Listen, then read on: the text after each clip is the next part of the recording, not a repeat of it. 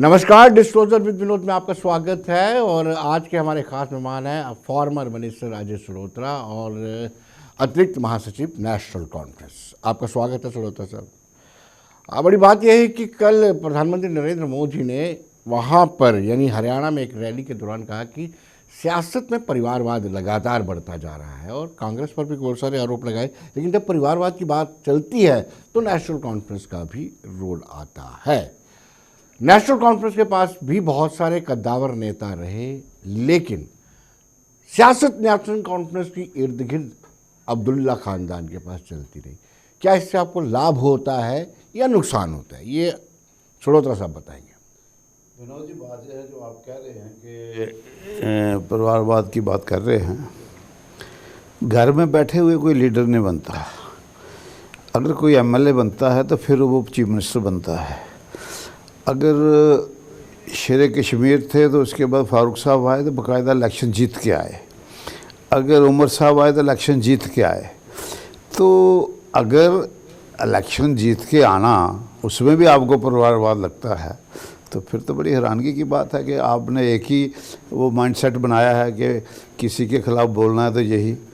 हमारे ख़िलाफ़ और कोई तो कुछ बोल नहीं सकते। नेशनल कॉन्फ्रेंस के खसूसन ख़िलाफ़ हमने काफ़ी अर्सा जहाँ सरकार भी की, कोई ये नहीं कह सकते ये स्कैम वो स्कैम ये स्कैम, मगर ये है कि कुछ ना कुछ तो कहना है। तो अब अगर कोई पॉलिटिशियन का बेटा जी इलेक्शन जीतता है जी तो आप जहाँ तो फिर कानून पास कर दो, फिर इलेक्शन कमीशन उसको कहे भाई तुम नहीं लड़ सकते जी। अगर डेमोक्रेसी है, उसको राइट है लड़ने का, अगर लड़के जीतता है, कल एमएलए साहबान उसको चीफ मिनिस्टर बना देते हैं, तो इसको मैं परिवारवाद नहीं कहता। सरोत्रा साहब, आपने बाल ऐसे सफ़ेद नहीं किया, आपका बड़ा अनुभव है और राजनीतिक तौर पर आप अपने कार्यकर्ताओं की यानी पार्टी के प्रत्येक कार्यकर्ताओं की नब्ज़ को अच्छे तरीके से जानते हैं।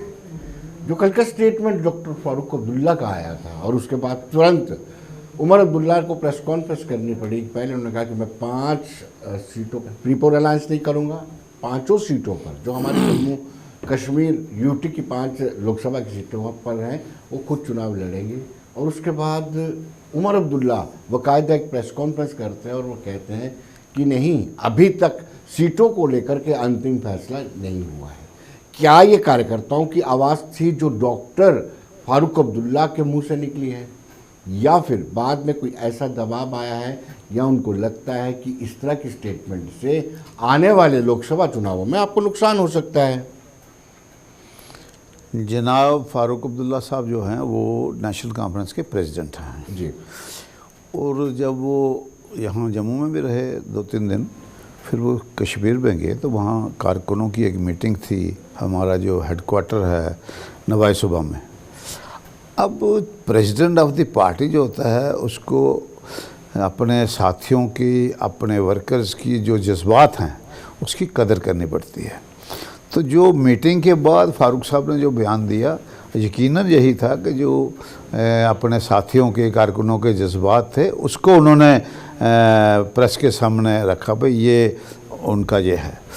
अब यहाँ तक इंडिया का तल्लक है, इंडिया अलायंस के हम हिस्सा हैं, इसमें कोई दो राय नहीं है। उमर अब्दुल्ला साहब ने वाज़ेह कहा और उमर अब्दुल्ला साहब कोऑर्डिनेशन कमेटी के चेयरमैन हैं और सॉरी मेंबर हैं। तो वो जो वहाँ सीट शेयरिंग की बात है वो भी चल रही है। और उमर साहब की एक बड़ी स्पेसिफिक बात है और बड़ी अच्छी बात है जो फार्मूला पूरी हिंदुस्तान में माना जाना चाहिए कि हमारा टारगेट ये होना चाहिए कि जो सीटें बीजेपी के पास है, यानी एनडीए के विपक्ष जो पार्टी है बीजेपी, उन सीटों पे हम मिलजुल के लड़ें इकट्ठे ताकि वो सीटें उनसे वापस लें। आज आगे अगर हम कहें जी अब जो जीती हैं हमने उसी पे अलायंस करेंगे तो वो कोई अलायंस नहीं बनता।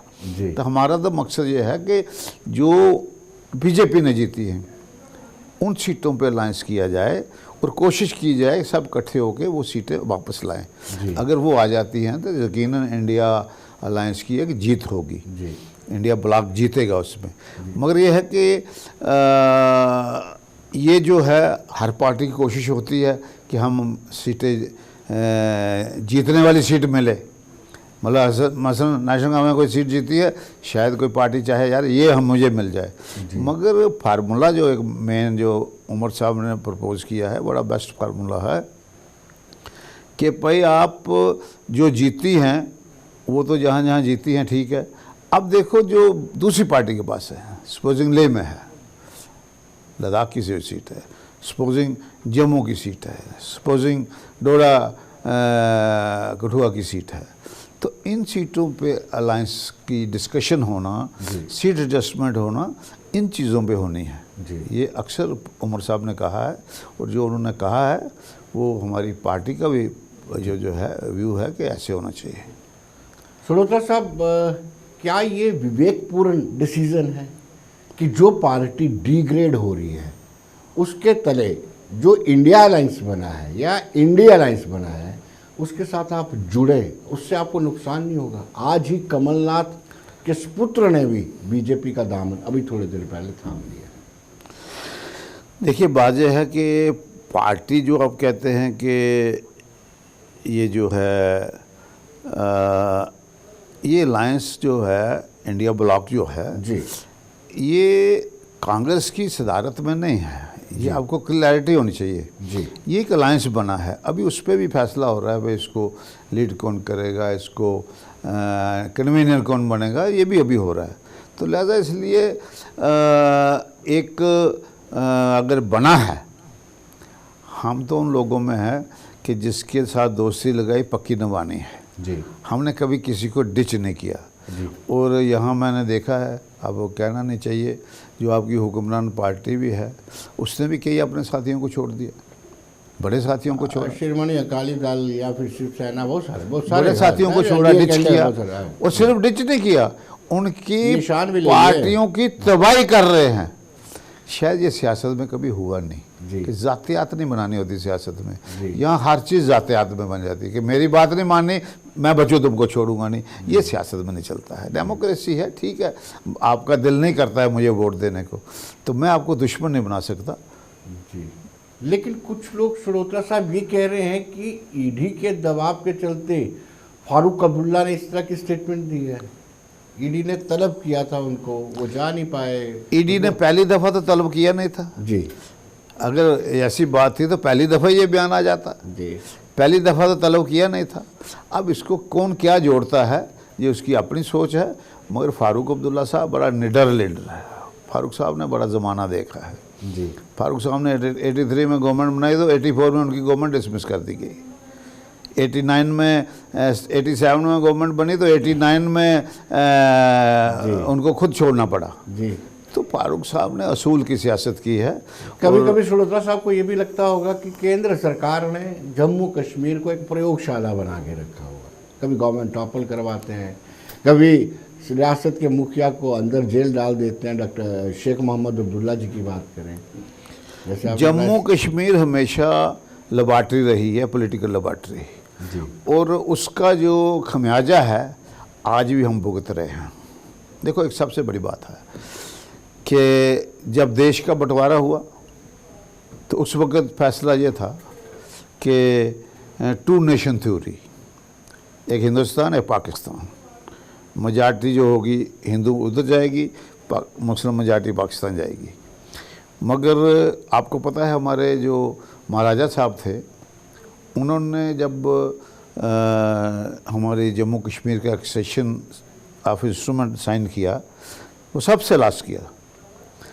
उसके बाद उनके गवर्नमेंट ऑफ इंडिया के पास बात बन गई कि भाई हमको लोगों को इधर कैसे मोड़ना है। उस वक्त शेर कश्मीर शेख मोहम्मदुल्ला ने वो रोल अदा किया कि लोगों को कहा भाई हमने महात्मा गांधी और जवाहरलाल नेहरू के देश के साथ रिश्ता लगाना है, हमने उधर नहीं जाना है, तो लोगों का रुख मोड़ दिया जी। जिसने देश का रुख मोड़ा लोगों का देश की तरफ, जिसको हम शान से आज भी कहते हैं हमारा जम्मू कश्मीर हिंदुस्तान का ताज है, और उस ताज बनाने वाले को आपने अंदर ठोक दिया, उसका आज भी हम खमियाजा भुगत रहे हैं जी। आपने 84 में फारूक अब्दुल्ला साहब की सरकार डिसमिस की, हम आज भी खमियाजा भुगत रहे हैं। आपने 87 में जगमोहन साहब को लाया 99 में और फारूक साहब को गवर्नमेंट छोड़नी पड़ी, उसका आज भी हम भुगत रहे हैं। अगर 96 में फारूक साहब ने उन मुश्किलात हालात में गवर्नमेंट बनाई और गवर्नमेंट बना के लोगों ने जब वोट दिया तो कोशिश की अमन लाने की, तो यकीनन बात थी। अगर फारूक साहब को उस किस्म का माहौल नहीं बनाया जाता तो मेरा ख्याल शायद जम्मू कश्मीर के हालात इस किस्म के नहीं बनते, क्योंकि जम्मू कश्मीर नेशनल कॉन्फ्रेंस जो है इसका कैडर हर घर में है जी। तो जहाँ हर घर में जिस पार्टी का कैडर हो उस पार्टी को आप कमज़ोर करने की कोशिश करें। नेशनल कॉन्फ्रेंस को कमज़ोर करना, फारूक अब्दुल्ला साहब को कमज़ोर करना, उमर अब्दुल्ला साहब को कमज़ोर करना, आप समझिए रियासत जम्मू कश्मीर को कमज़ोर करना, देश को कमज़ोर करना। जी। लेकिन सलोत्रा साहब, क्या आपको लगता है कि जो स्वर्गीय शेख मोहम्मद अब्दुल्ला का रोल था वो मौजूदा सरकार समझ नहीं पा रही है और शायद इसीलिए उन्होंने उनके जन्म दिवस और पुण्यतिथि की छुट्टियां खारिज कर दी हैं, या आप मौजूदा सरकार को समझाने में नाकाम रहे हैं कि स्वर्गीय शेख मोहम्मद अब्दुल्ला ने जब 2 नेशन थ्योरी हुई थी कैसे जम्मू कश्मीर जो मुस्लिम बाहुल एरिया है उसको भारत के साथ जोड़ने में एक पुल की भूमिका निभाई? विनोद जी, अब ये बातें भी हमने समझानी है उनको। जो गवर्नमेंट में बैठते हैं वो इतिहास तो ज़रूर जानते हैं कि जम्मू कश्मीर का क्या इतिहास रहा है, और अगर जम्मू कश्मीर का इतिहास ये रहा है, आप शेख अब्दुल्ला साहब की छुट्टी कैंसिल कर दोगे बर्थडे की, तो उससे शेख साहब का कद छोटा नहीं होगा। उनका कद जो है, जब भी जम्मू कश्मीर की कोई बात आएगी, दुनिया में कोई इतिहासकार भी लिखेगा तो पहले शेख अब्दुल्ला साहब का और नेशनल कॉन्फ्रेंस का जिक्र जरूर करेगा जी। जब आप देश के बंटवारे की बात करेंगे, एक्सेशन ऑफ जम्मू कश्मीर की बात करेंगे, जम्मू कश्मीर को हिंदुस्तान का ताज बनाने की बात करेंगे, तो शेर कश्मीर शेख मोहम्मदुल्लाह का जिक्र उसमें ज़रूर आएगा जी। तो ये बातें हमको समझाने की ज़रूरत नहीं है, मगर ये है कि अब वो बाजिद हैं कि शायद नाम चेंज करने से तूफान आ जाएगा। शायद अब मसलन इलाहाबाद का नाम चेंज कर दिया जी। अब सुना है अलीगढ़ का भी नाम चेंज कर रहे हैं, अब सुना है दिल्ली की सड़कों का नाम भाई नाम चेंज करें, ये इतिहास है। अगर आप किसी गांव में जाओ, उस गांव का नाम होता है, हम उसको पूछते हैं इस गांव का ये नाम क्यों पड़ा जी, उसके पीछे थोड़ी बैकग्राउंड होती है। इसी तरह हर जो व्यक्ति है उसकी अपनी बैकग्राउंड होती है, इतिहास है। अगर शेर कश्मीर की छुट्टी होती, सबकी छुट्टी नहीं हुई और भी लोग चीफ मिनिस्टर रहे, क्योंकि उनका एक कंट्रीब्यूशन है रियासत के लोगों के लिए, उनका कंट्रीब्यूशन रहा है। शेर कश्मीर का नारा था, आपने सुना होगा, आज भी बड़ा रेलेवेंट है कि शेर कश्मीर का क्या इरशाद हिंदू मुस्लिम सिख तार। उस वक्त जब देश का बंटवारा हो रहा था, लोगों में अफरा तफरी थी, लोगों में नफरत का माहौल पैदा था। शेर कश्मीर का नारा था कि सरदारी अवाम का हक है। डेमोक्रेसी को स्ट्रेंथन करने के लिए उन्होंने ये नारा दिया, सरदारी अवाम का हक है। तब जो इस किस्म की कंट्रीब्यूशन है जिस शख्स की, यहाँ जब शेख साहब 75 में आए, उन्होंने डिसेंट्रलाइजेशन ऑफ पावर की, उन्होंने डिस्ट्रिक्ट डेवलपमेंट बोर्ड्स बनाए जी, ताकि तरक्की हो सके। सिर्फ जम्मू की तरक्की या कश्मीर की तरक्की या लद्दाख की तरक्की के लिए बोर्ड नहीं बना, बोर्ड बने हर ज़िले में ताकि हर ज़िला जो है तरक्की करे। लेकिन श्रोता साहब, कभी कभी आप डबल माइंडेड या दोहरी स्टेटमेंट देते हैं। एक तरफ आप जब 370 की बात आती है, स्टेट सब्जेक्ट की बात आती है, तो आप महाराजा हरि सिंह को रिफॉर्मर्स बताते हैं, और 13 जुलाई 1931 को लेकर के आप शहीदी दिवस मनाते हैं जिन्होंने बगावत की थी महाराजा के खिलाफ। बात ये है दोहरे मापदंड को लेकर बात ये है, दोहरे मापदंड की कोई बात नहीं है। यहाँ तक का तल्लक है पब्लिक अपने जो PRC है, परमानेंट रेजिडेंस सर्टिफिकेट जो जी, वो सही महीने में महाराजा साहब के वक्त से शुरू हुआ, और वो वही तो कह रहा हूँ, आप सुनिए रिफॉर्मर्स बताते हैं। जब शेख साहब की गवर्नमेंट आई जी 47 में, तो जो कानून थे यकीनन वो कानून लीडरशिप के आगे रखे जाएंगे, भाई इसमें कौन सा कम करना है करना, तो वो भी रखा गया। अब आप कहते हैं कि वो दिन मनाते हैं, उसकी आप पूरी बैकग्राउंड देखें। ये एक यहाँ बड़ी मुसीबत है कि हर चीज़ को गलत ढंग से पेश किया जाता है। आप अगर 13 जुलाई को वहाँ क्या हुआ कैसे हुआ अगर उसको जाएंगे, शायद आप भी कन्विंस हो जाएंगे कि हम डबल स्टैंडर्ड नहीं रखते हैं। नेशनल कांफ्रेंस ने कभी डबल स्टैंडर्ड की बात नहीं की। नेशनल कांफ्रेंस एक लाइन पे खड़ी होती है। अगर 370 35 पे खड़े, आज भी हम खड़े जी, आज भी हम चाहेंगे। लेकिन आप पर ऐसे आरोप क्यों लगते हैं कि 1987 में आपने रिगिंग करवा करके सरकार बनाई और वो आतंकवाद का कारण बना? क्या वो आतंकवाद का कारण था, या फिर 1984 में जो गवर्नमेंट आपकी टॉपल हुई उससे ट्रस्ट डिफिसिट हुआ वोट मतदाताओं में? ये बड़ा जरूरी सवाल है। 53 में जब शेर कश्मीर को डिसमिस किया गया, उनको अरेस्ट किया गया जी, फिर 84 में जब अभी लोग 53 और 84 के बीच में अभी अपने जख्म भर नहीं पाए थे, उन्होंने 84 कर दिया जी। अभी 84 जो है वो भर नहीं पाया था, तो 90 में उन्होंने फारूक साहब के हालात बना दिए कि उनको गवर्नमेंट छोड़नी पड़े। तो लोगों में इस चीज़ का हम भुगत रहे हैं, और जो हम डेमोक्रेसी में यकीन रखते हैं जी। मैंने कहा शेर कश्मीर ने जो नारा दिया, सरदार अवाम का हक है डेमोक्रेसी। जम्मू कश्मीर में लाने वाला कौन था? National Conference. जी। जम्मू कश्मीर के अवाम को वोट का हक किसने दिलवाया? National conference.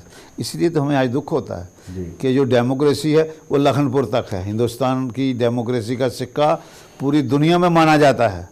जब डेमोक्रेसी लखनपुर पहुंचती है तो उधर बैरियर लगा है, यहाँ इलेक्शन नहीं होगी जी। तो इसलिए नेशनल कॉन्फ्रेंस से इतना डरने की ज़रूरत नहीं है। अवाम जिसके हक में फैसला करेगी वही वो बनेगा, एमएलए बनेगा या गवर्नमेंट बनेगी। यहाँ ये सोचते हैं कि यार आप श्रोता साहब, आप मुझे बहुत सारे उदाहरण देंगे कि जो नेशनल कॉन्फ्रेंस है वो एक सेकुलर जमात है, वो जम्मू कश्मीर और लद्दाख तीनों खित्तों में पेनिट्रेट करती है, लेकिन कुछ ऐसे इश्यूज होते हैं जिनको लेकर के लगता है कि कहीं ना कहीं नेशनल कॉन्फ्रेंस कश्मीर को ज़्यादा तवज्जो देती है। उसकी बड़ा एग्जांपल आपको देता हूँ। लैंड टू टिलर एक्ट सबसे ऐतिहासिक फैसला था, ये आप भी जानते हैं, लेकिन उस पर एक ऐसी समुदाय को बड़ा लाभ मिला था, लेकिन उसको आप कैश ना एक समुदाय को लाभ नहीं मिला जी, सबको मिला। अगर काश्तकार कोई ब्राह्मण था उसको भी मिला, अगर काश्तकार कोई मुस्लिम था उसको भी मिला, अगर हिंदू था उसको भी मिला, अगर राजपूत था उसको भी मिला, एससी था उसको मिला। आप कहेंगे सिर्फ एससी को मिला, मगर ये है कि नेशनल कॉन्फ्रेंस का मकसद ये था कि समाज में बराबरी आए। मसलन लैंड टू टिलर की बात की, मेरी भी ज़मीन गई, मगर जो मेरा काश्तकार वह मेरे साथ बैठ के गांव की डेवलपमेंट की बात करता है जी, वह मेरे साथ बैठ के कहता है साहब आप ये सड़क बनाएंगे, ये गली बनाएंगे, ये स्कूल बनाएंगे। ये हक किसने दिया? शेर कश्मीर ने दिया, नेशनल कॉन्फ्रेंस ने दिया। अगर इस किस्म का लोगों में ये हक दिया, मतलब अब मेरी ज़मीन की है तो मैं कहूँगा मेरा काश्तकार मेरे साथ नहीं बैठे, वो बात नहीं थी। ठीक है, फैसला हुआ, लोगों की बेहतरी। ठीक है, थोड़ा सा हम मान लेते हैं कि मादरे मेहरबान पे भी आप छुट्टी, उनके जन्मदिन पर छुट्टी करें, शेख साहब को छुट्टी करें। मुझे लगता है कि ज़्यादा इम्पॉर्टेंट ये था कि जो आपने लैंड टू टिलर एक्ट लाया, जिस दिन पास हुआ उस दिन जम्मू कश्मीर की आवाम को छुट्टी मिलती, या उस दिन कोई ऐसा उत्सव मनाया जाता, उस दिन को ऐतिहासिक बनाया जाता, तो वो बड़ा बेहतर होता है। देखिए बात ये है, आप कल कहेंगे जब राष्ट्रपिता महात्मा गांधी जी को क्यों आप करते हैं छुट्टी जी, कल आप कहेंगे जी 14 नवंबर क्यों मनाते हैं आप बापू अपने चाचा नेहरू का जन्मदिन जी।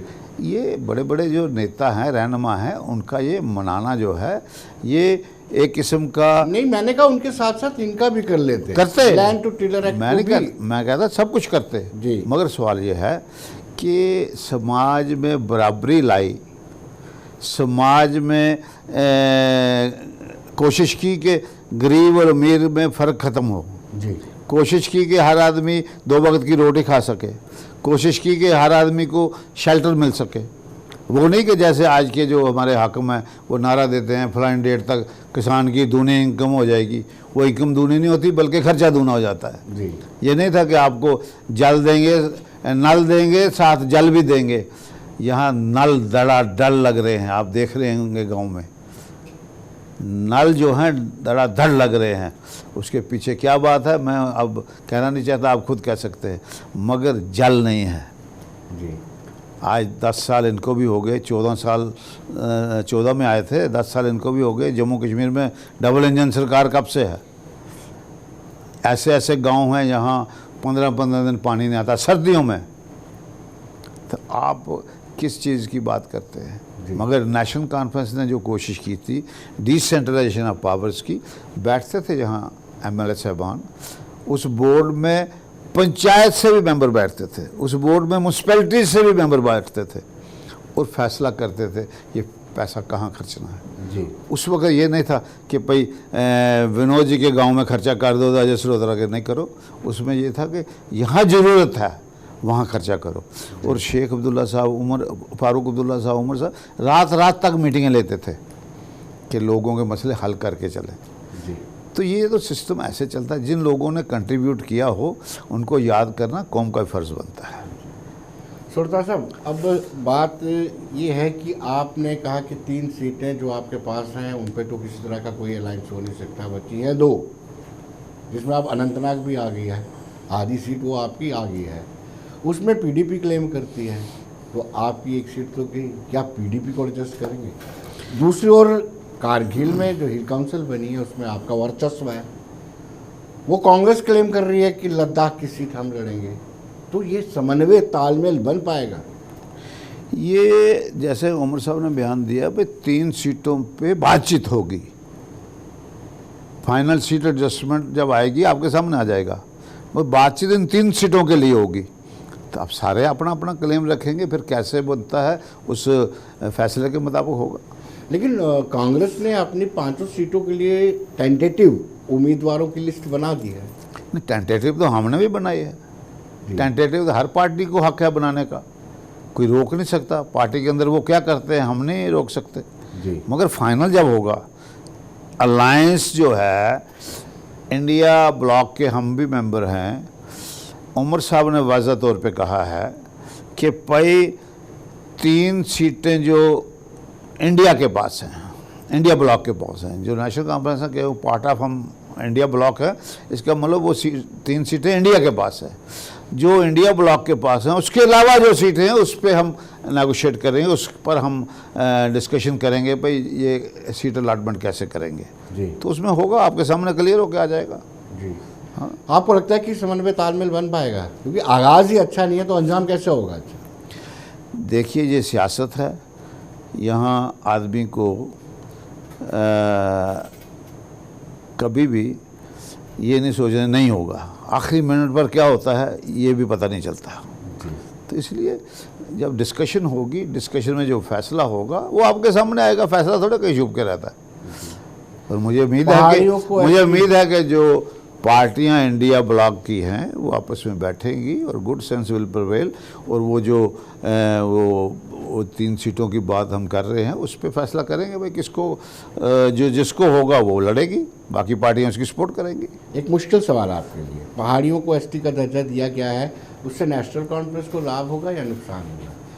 ये पशुपेश वाला सवाल है। जहाँ तक नेशनल कॉन्फ्रेंस का तल्लक है, नेशनल कॉन्फ्रेंस हमेशा चाहती है कि सब तबके इकट्ठे चलें, पहाड़ी भी गुजर भी। आपको भी पता होगा, मुझे भी याद है कि जब पहाड़ी मिला था, एसटी स्टेटस मिला था अपने गुजर भाइयों को, तो फारूक साहब ने कहा था फिर सारे पुंछ रजौरी को दे देते। मोहतरमा इंदिरा गांधी जी ने बोला उधर जलसे में रजौरी में कि उन्होंने कहा भाई अगर फारूक साहब लिख के दे एज चीफ मिनिस्टर तो मैं सारे को दे दूंगी। फारूक साहब ने 1 मिनट नहीं लगाया, कैबिनेट मीटिंग बुलाई, फैसला किया, भेज दिया। उन्होंने किया नहीं।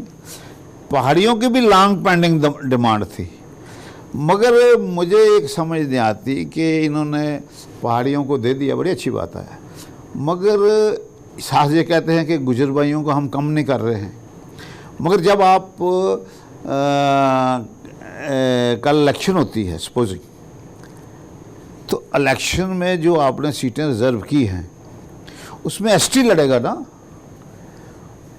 उसमें तो आपको, आप रिटर्निंग अफसर हैं, मैं लड़ने जाऊंगा आपके पास एसटी का सर्टिफिकेट लेके, आपने मुझे अलाउ करना है, मना नहीं कर सकते। मुझे आपने नहीं कहना कि तू गुजर है या पहाड़ी है। तो लिहाजा गवर्नमेंट ने गुजर भाइयों के साथ भी कोई क्लैरिटी से बात नहीं की है।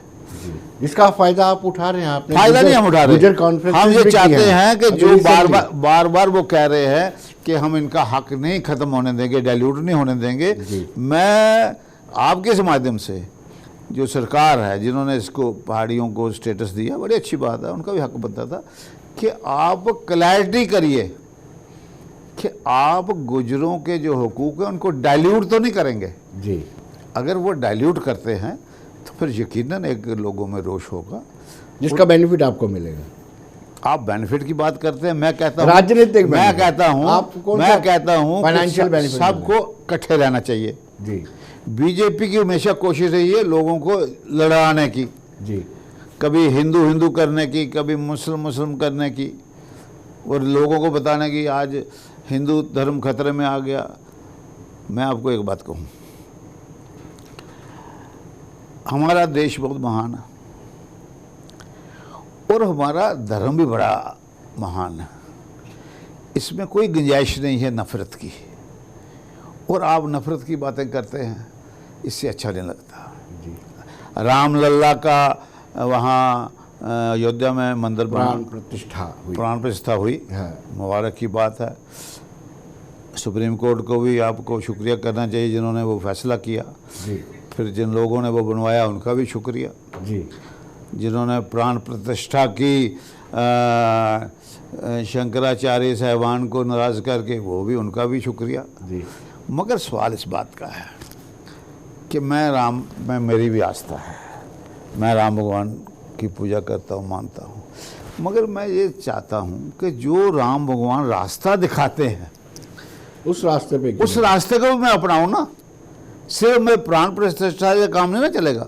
सपोज करो हम कोई भी हिंदू धर्म में अपना वो करते हैं तो हम अक्सर कहते हैं कि विश्व का कल्याण हो। हम आरती में मेरे सुनिए, कहते हैं ना विश्व का कल्याण हो। विश्व का कल्याण, विश्व के कल्याण में हम पूरी दुनिया का कल्याण चाहते हैं। हाँ, जी। विशालता है ये हमारे धर्म में बड़ी इतनी वो है, वो कहते हैं ना इसको कि बड़ी कमोडेशन है जी, कि हम कहते हैं विश्व का कल्याण हो। हिंदू का भी, मुसलमान का भी, सिख का, ईसाई, पादरी जो भी है, अगर हमारा दुश्मन है उसका भी कल्याण हो, हम ये कहते हैं जी। तो एक मजहब की बात तो नहीं करते। जी जी जी। आप वहाँ क्या आप अपने लोगों को रोक क्यों नहीं पा रहे? आप उसमें क्या कहते, देखिए उसमें कहते हैं प्राणियों में सद्भावना हो, कहते हैं ना, प्राणी जिसमें सुने जिसमें वो होगा प्राण होगा, जीवात्मा होगी जिसमें उसकी सद्भावना हो। सद्भावना होगी तो अमन होगा, शांति होगी, प्यार होगा, मोहब्बत होगा, लोग तरक्की करेंगे। तो मैं ये कहता हूँ कि जो हमें साहब आजकल बड़े आध्यात्मिक हो गए हैं कुछ, जो राम भगवान ने हमें सिखाया है जी, जो राम भगवान ने हमें रास्ता दिया है, जो राम भगवान को हम मानते हैं, प्रणाम करते हैं, जो उन्होंने हमें सिखाया है, हम उस पर तो चलें। जी जी जी जी। चलना हमने अपने तरीके से है, मगर हम आखिरी सवाल, समय इजाज़त नहीं दे रहे कि आपके बड़े लोग क्यों जा रहे हैं? शहनाज गिनई भी चले गई तो मुश्ताक बुखारी भी भाजपा में चले गए। आज नहीं गए, वो बड़ी देर से पार्टी छोड़ के गए हैं। आज मुश्ताक कोई भी पार्टी से जाए, मुश्ताक बुखारी की बात करें, शहनाज गिनई कोई पार्टी, वो भी बड़ी देर से गए। अच्छा। कोई भी पार्टी से जाए दुख होता है, ऐसी बात नहीं। जी। पार्टी में आपके और भी बड़े लोग गए, हर आदमी का कंट्रीब्यूशन होता है, दुख होता है, ऐसी बात नहीं। मगर ये है कि वो आपको यही है ना, प्रेस ने क्या किया है, मीडिया ने क्या किया कि बड़ी बड़ी सुर्खियों में नशे काम करके चले गए। जो 2-2 साल से, 1.5 साल से वो प्रेस नशे गाँव छोड़ के गए हैं, आज भी आप हमें उसी खाते में डालें, हमको छोड़ के चले गए। चलिए, जब उस वक्त वो छोड़ के गए थे, उस वक्त आपने कोई उनकी सुर्खी नहीं लगाई थी, आज आप हमारे नाम की सुर्खी लगा रहे हैं। चलिए, समय इजाजत नहीं दे रहा, बहुत बहुत शुक्रिया आपका, धन्यवाद। तो दोस्तों, बने रहिए देश दुनिया की खबरों के लिए और मुझे दीजिए इजाजत। नमस्कार।